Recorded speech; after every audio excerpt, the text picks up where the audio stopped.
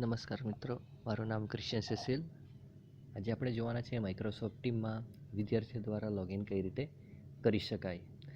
એના માટે આપણા પાસે સૌપ્રથમ આપણા મોબાઈલ, ટેબ્લેટ, લેપટોપની અંદર માઇક્રોસોફ્ટ ટીમ ઇન્સ્ટોલ થયેલું હોવું જોઈએ.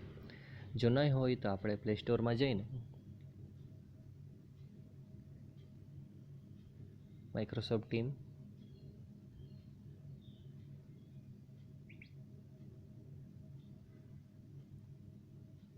ટીમ્સ સર્ચ મારીને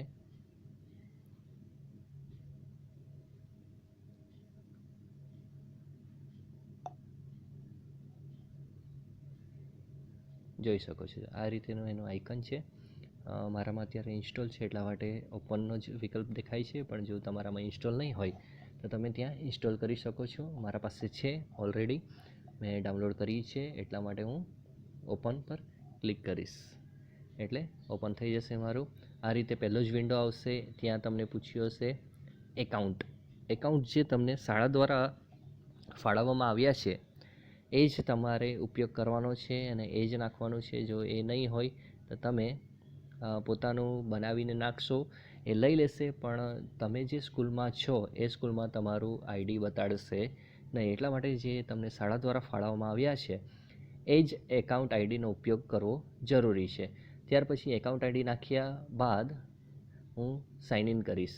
અને એક વાતની ધ્યાન રાખજો, નાખવામાં ભૂલ કરશો નહીં. જો તમે એકાઉન્ટ નાખવામાં ભૂલ કરશો તો લેશે નહીં, એટલે ચોકસાઈથી નાખવું.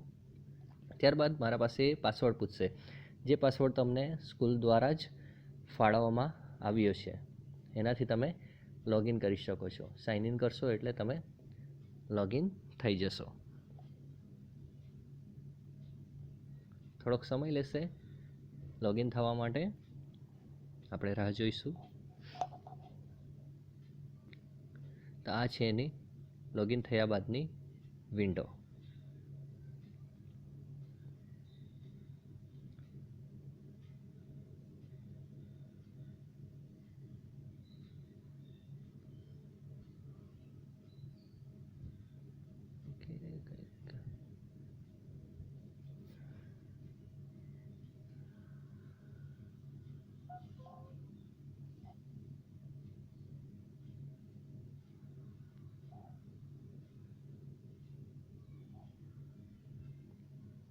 ઓકે, આ એની મેઇન વિન્ડો છે.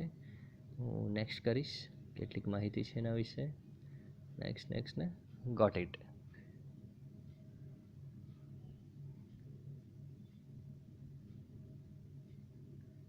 ગોટ ઇટ પર ક્લિક કરીશું એટલે આપણને સૌપ્રથમ એની વિન્ડો જોવા મળશે, જે કંઈક આ રીતે દેખાય છે. એની અંદર અલગ અલગ ઓપ્શન્સ છે: activity, chat, teams, assignment, calendar અને મોરની અંદર તમને જેમ જેમ એપ્લિકેશનનો જરૂર પડે તેમ તેમ તમે ઉપયોગ કરી શકો છો. આ બાજુ ઉપર ટોપ કોર્નર લેપટોપ કોર્નરમાં આપણું નામ દેખાય છે, બરાબર. ત્યાર પછી એની અંદર અલગ અલગ સેટિંગ છે. એક્ટિવિટીઝ, આપણે જે એક્ટિવિટીઝ આપણા સ્કૂલ દ્વારા મૂકવામાં આવી છે તે જોઈ શકીશું. ચેટ જોઈ શકીશું, ટીમ્સ જોઈ શકીશું, કયામાં આપણે ભાગીદાર થયા છે ટીમમાં એ જોઈ શકીશું. એસાઇનમેન્ટ જોઈ શકીશું, જે આપણને શિક્ષકો દ્વારા આપવામાં આવ્યા છે તે દરેક વસ્તુ અહીંયા જોવા મળશે આપણને. કેલેન્ડર, કોઈ એક્ટિવિટી જો ઇવેન્ટ મૂકવામાં આવી છે તો એ પણ આપણને અહીંયા જોવા મળશે, બરાબર. તો આ હતું માઇક્રોસોફ્ટ ટીમમાં લોગિન કઈ રીતે થવું. બીજી વસ્તુ, જો લોગિન થયા બાદ તમારે પાછું લોગઆઉટ કરવું હોય તો ચેટ પર ક્લિક કરો, સેટિંગમાં જાઓ. સેટિંગમાં જઈને સાઇન આઉટ એના પર ક્લિક કરશો, ઓકે કરશો એટલે તમે બહાર નીકળી જઈ શકો છો.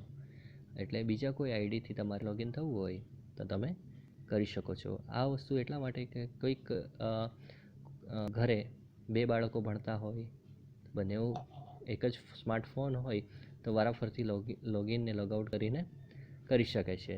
આ રીતે પાછું આવશે, પાછું આઈડી નાખો, પાસવર્ડ નાખો અને લોગિન થાઓ અને તેનો ઉપયોગ કરો. જો તમને આ વિડીયો પસંદ આવ્યો હોય તો તમે લાઈક કરો, શેર કરો અને સબસ્ક્રાઈબ કરો. Thank you.